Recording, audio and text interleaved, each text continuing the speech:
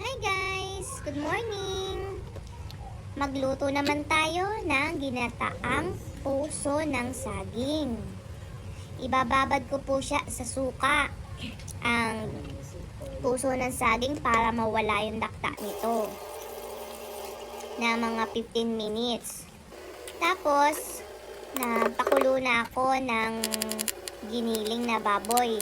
Naglagay lang ako ng kaunting tubig sa kawali at pinakulo ko ito.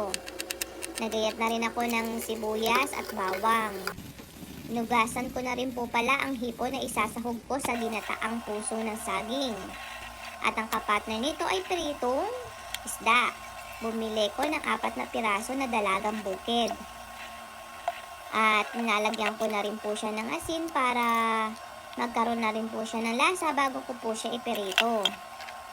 Ngayon guys, pinuha ko na po yung binabad ko ng 15 minutes at pinigyaan ko po siya.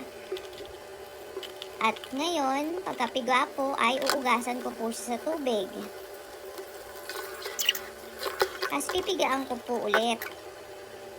Para ang gagawin ko na pagkapiga po ay ilalagay ko na po siya sa kawali. Magigisa po tayo ng bawang. Ayan guys. Magigisa po tayo dyan ng bawang at sibuyas.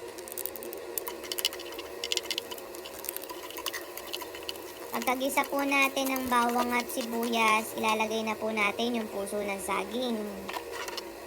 Igisa po natin ang puso ng saging at nilagyan ko rin po siya ng pangalawang gata na 1 baso lang. Paminta, ginisa mix at pork cubes. Tapos asin. Tapos haluin at igisa. Takpan muna. Nagayat na rin po ako ng siling green at siling red. Depende sa dami ng sili ang ilalagay nyo guys. Kung gusto nyo ng maanghang, lagyan nyo rin po ng madaming sili. Naglagay po ako ng konting suka at inilagay ko na po ang mga sili. Tapos, sinayaan ko po muna siyang kumulo at tinakpan ko siya. Naglagay na rin po ako ng halagang 60 pesos na gata. Hindi ko na rin po naipakita ang paglagay kasi akala ko na play. Naglagay na rin po ako ng patis. Kaunti muna ang nilagay ko, baka mapaalat. Kayo na lang din po ang magdagdag o mag-adjust sa tamang lasa na gusto nyo. Ayan guys. Haluin lang po natin at tingnan yung gata kung naluluto na. Takpan nyo lang po ulit. Naglagay ako ng buong sili. 3 piraso.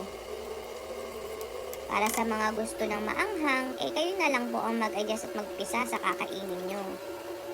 Naglagay na rin po pala ako sa kabilang kawali ng mantika para maiprito ko na rin po yung dalagang bukid.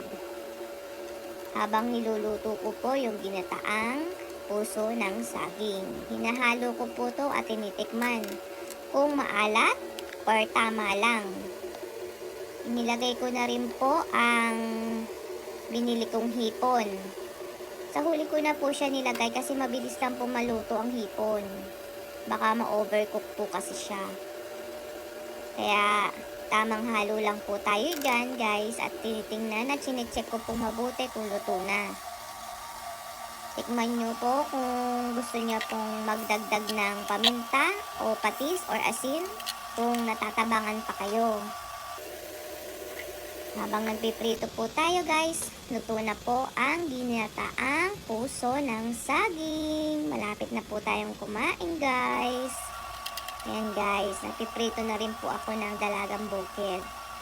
Oh, malapit na siyang maluto guys. Tinikman ko na siya, okay na guys. Ayan guys, luto na ang ginataang puso ng saging na may hipon. Thank you for watching, like and follow. Salamat guys. Bye-bye.